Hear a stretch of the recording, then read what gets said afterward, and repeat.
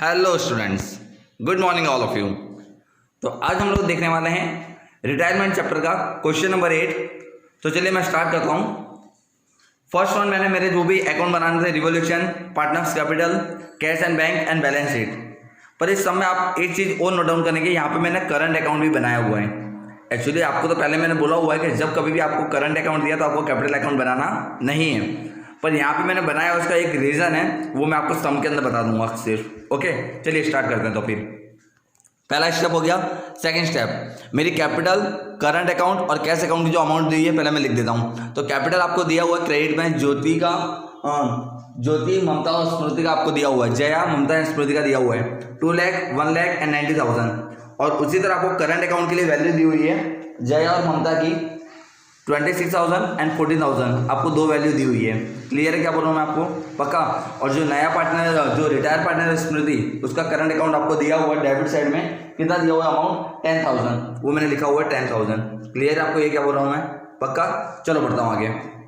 जबकि आपको इसके अंदर कैश और बैंक की वैल्यू दी नहीं है, तो अगर आपको नहीं दी है तो आपको कोई उसके लिए टेंशन लेने की जरूरत नहीं है। यानी इस सम के अंदर आपको कैश एंड बैंक अकाउंट दिया नहीं है, फिर भी आपको तो बना देना है। वहाँ पे अगर आपने बनाने के बाद उसको ड्रॉप कर दिया चल जाएगा, कोई इश्यू नहीं है इसका। ओके, चलिए थर्ड वन, कोई भी हमको दिया हुआ रिजर्व उसको हम लोग डिस्ट्रीब्यूट करेंगे। कौन सी दिख रही है आपको? General reserve. चलिए दी और जनरल रिजर्व, तो मैंने उसको उनके रेशियो में डिस्ट्रीब्यूट करा हुआ है 28,000, 35,000 एंड 7,000। क्लियर है? चलिए उसके अलावा कोई क्रेडिट में नहीं, डेबिट में कुछ है क्या? रिजर्व कोई भी नहीं दी है। गुडविल दिया है 30,000, चलो उनको डिस्ट्रीब्यूट कर देते हम लोग। तो 30,000 को मैंने डिस्ट्रीब्यूट कर दिया है गुडविल को। ओके, आपको जो रेशियो दिया है सम के अंदर वो 2/5, 5/10, 1/10। तो पहले वाले रेशियो को आपको 2 और 2 से मल्टीप्लाई करने का पड़ेगा ऊपर नीचे। क्यों? नीचे का जो उसका न्यूमिनेटर है और डिनोमिनेटर है उसको आपको सेम करना पड़ेगा। तो रेशियो क्या आएगा? 4:5:1 आ जाएगा रेशियो। क्लियर हो रहा है मैं आपको क्या बोल रहा हूँ? यानी जो भी मैंने अमाउंट यहाँ पे डिस्ट्रीब्यूट करी वो कौन से रेशियो में करी है? 4:5:1 में मैंने डिस्ट्रीब्यूट की हुई है। क्लियर है अभी? चलिए बढ़ता हूँ आगे। नेक्स्ट फोर्थ वन, यानी हम लोग क्या करेंगे अब? हमारा फोर्थ वन स्टेप के अंदर हमारा जो भी है revolution. First one, ₹4,000 is outstanding for rent payable. आपको 4,000 क्या करना है? रेंट का पे करना है। आपका एक्सपेंस होगा, लिखा हुआ है मैंने रिवोल्यूशन के डेबिट में, और दूसरा कहाँ जाएगा? आपकी लायबिलिटी में। Outstanding rent 4,000। बढ़ता हूँ next one, increase and investment is receivable ₹2,500, यानी आपको इंटरेस्ट ऑन इन्वेस्टमेंट मिलने वाला है। तो आपकी इनकम होगी ना 2,500, मैंने क्या लिखा हुआ है? रिवोल्यूशन क्रेडिट में। और दूसरी अमाउंट कहाँ चली जाएगी इसकी? इंटरेस्ट ऑन इन्वेस्टमेंट मैंने एसेट्स में लिखा हुआ है। आप उसको इन्वेस्टमेंट में प्लस करो तो भी चलेगा, या अलग से लिखोगे तो भी चलेगा। ओके, इसी तरह देखिए next one, investment to be sold for ₹35,000, और जबकि इन्वेस्टमेंट था कितने का अपना? 33,000 का, आपने उसको कितने बेचा हुआ है? 35,000 में, यानी आपको 2,000 का क्या हुआ है? बेनिफिट हुआ है। तो ये भी रिवोल्यूशन क्रेडिट में आएगा 2,000, और दूसरा कहाँ पे आ जाएगा? एसेट्स में। इन्वेस्टमेंट कितना हो जाएगा? टोटल 35,000 हो जाएगा। पक्का? ये भी बहुत ही ईजी जा रहे हैं यहाँ तक सम। बढ़ता हूँ आगे। नेक्स्ट फोर्थ वन, गुडविल, और फिफ्थ वन आपको दिया हुआ है न्यू रेशियो दिया हुआ है। चलिए यहाँ तक क्लियर है। बढ़ूँ मैं आगे वाले स्टेप पे। आगे वाला स्टेप क्या था? हमारा गुडविल। और गुडविल के लिए क्या करना पड़ेगा? पहले मुझे न्यू रेशियो दिया हुआ है, तो पहले मैं गेन निकाल लेता हूँ। चलिए, तो गेन का फॉर्मूला लगाया मैंने, न्यू माइनस ओल्ड। तो आपको जो न्यू पार्टनर का दिया हुआ है जया और ममता का, न्यू रेशियो क्या दिया है? 1:1, यानी मैंने लिखा हुआ है 1/2 माइनस जया का ओल्ड क्या था? 4/10 था। ओके, तो माइनस करने पे 10 × 1 = 10, 4 × 2 = 8 / 20, सो 2/20। इसी तरह ममता का कितना था? न्यू 1/2 और ओल्ड था 5/10। इसका आंसर आ रहा है 0। ऐसा हम लोगों ने एडमिशन भी करा हुआ है। यानी ममता यहाँ पे ना ही कोई गेन कर रही है और ना ही कोई सैक्रिफाइस कर रही है। पूरा गेन और सैक्रिफाइस कौन कर रहा है? जया। ओके, तो जो भी गुडविल की अमाउंट होगी वो कौन ले जाएगा? जया ले जाएगी। तो चलिए पहले मैं एस की गुडविल निकालूं, क्योंकि 2 लाख तो किसके दिए? पूरे फॉर्म के दिए। तो उसमें मैंने क्या करा? स्मृति का हिस्सा निकाला, 1/10 आपको दिया था, तो कितनी आ गई? 20,000।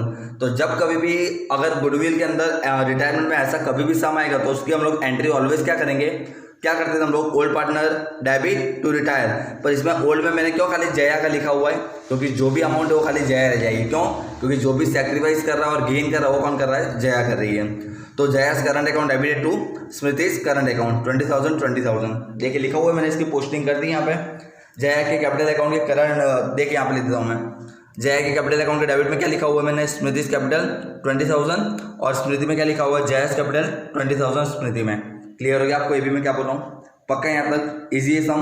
ओके चलिए, अब क्या आता था, जो भी पार्टनर रिटायर हो रहा है उसकी अमाउंट क्या करना है हमको, या तो लोन में या तो कैश में, पर आपको यहाँ पे कैश जैसा कुछ दिया नहीं है, तो पूरी अमाउंट हम लोग कहाँ रख देंगे, लोन में रख देंगे। क्लियर है। चलिए, पर उसके पहले मैं क्या करना पड़ेगा, मुझे रिवोल्यूशन अकाउंट बनाना पड़ दिया। 4500 में से माइनस करने पे कितना आ रहा है, 500 आ रहा है। उसको मैंने 4:5:1 में डिस्ट्रीब्यूट करा हुआ है। सो 200, 250 एंड 50 कहाँ ले जाऊँगा, मैंने करंट अकाउंट के देखिए लिखा हुआ है 200, 250 एंड 50। पक्का यहाँ तक इजी। चलिए, अब आपको सम के अंदर पहले से देखिए कुछ दिया हुआ है, आपको लोन ऑफ स्मृति दी हुई है सम के अंदर, लोन टू स्मृति। और लोन टू स्मृति अब पहले एक्चुअली अब ये बनाना क्यों पड़ा है, अब यही चीज़ थोड़ी हार्ड है इस सम के अंदर कि मैंने करंट अकाउंट ये कैपिटल अकाउंट क्यों बनाया हुआ है। तो चलिए हम लोग पहले क्या करते हैं, स्मृति का हिसाब निकालते हैं। तो स्मृति की जो लोन दी थी ना, वो भी मैंने उसके डेबिट में लिख दिया 30,000। तो आप देखिए इसका टोटल करिए, डेबिट का टोटल शायद ज़्यादा आ रहा है, 10,000, 3,000, 30, 43,000 हुआ। 43 में से आप माइनस करिए 7,000, 20,000 एंड 50। तो यहाँ पे 15,950 रुपये क्या होंगे, कम पड़ेंगे। स्मृति के अंदर 15,950 रुपीज़ क्या हो रहे हैं, कम पड़ रहे हैं। मालूम पड़ रहा है मैं आपको क्या बोल रहा हूँ। और यही अमाउंट हम लोग कहाँ लिखेंगे, उसे कैपिटल अकाउंट के डेबिट में भी लिखना पड़ेगा। स्मृति करंट अकाउंट 15,950। क्लियर हुआ आपको मैंने क्या बोला, पक्का। यानी इसका मतलब ऐसा इस सम के अंदर, और ये हिडन एडजस्टमेंट था कि जो स्मृति की लोन है ना, स्मृति की लोन के अंदर उसको 30,000 तो हमको पहले से देना हुआ है, पर यहाँ पर स्मृति अपने अकाउंट के अंदर 15,950 रुपये कम ला रही है। तो वो अमाउंट क्या करना पड़ेगा, उसको अपनी कैपिटल में से देनी पड़ेगी। इसीलिए ये सम के अंदर थोड़ा सा प्रॉब्लम था। पूरी बुक के अंदर खाली एक ही सम ऐसा है, इसलिए मैंने आपको इस तरह से बताया हुआ है। क्लियर हो गया आपको मैंने क्या बोला। चलिए, तो अब आपकी स्मृति की लोन एकदम इजीली आ जाएगी। 90,000 में से याली अमाउंट माइनस करो तो कितना बचा यहाँ पे, 74050। ये स्मृति की आ जाएगी, लोन आ जाएगी। और ये अकाउंट को आप लोग कहाँ ट्रांसफर कर दोगे, उसके लायबिलिटी साइड में 74050 लिख दोगे आप लोग।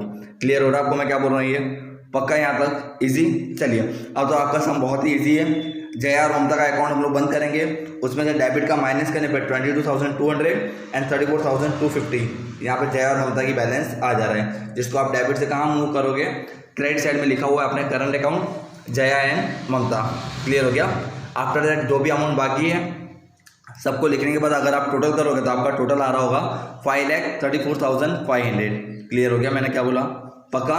तो आई होप आप सभी को ये सम बहुत ही ईजी वे में क्लियर हुआ होगा। आगे के वीडियो लेक्चर के अंदर हम लोग सम नंबर 9 का एक्सप्लेनेशन देखने वाले हैं। Till then bye and take care.